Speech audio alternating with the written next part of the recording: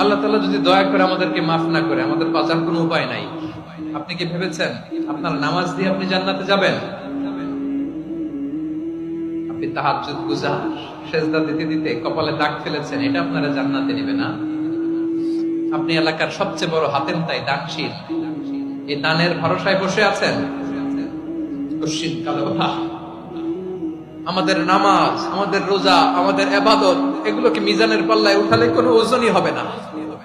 তবে আমাদের একটা কৌশল জানা আছে, আমরা আল্লাহর রহমতের ভিখারি।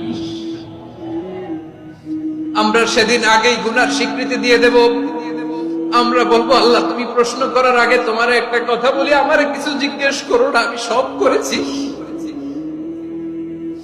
এমন কোন পাপ নাই যে পাপ আমারে দিয়ে হয় নাই। তোমার রহমত দিয়ে তুমি জান্নাতে পাঠাবা।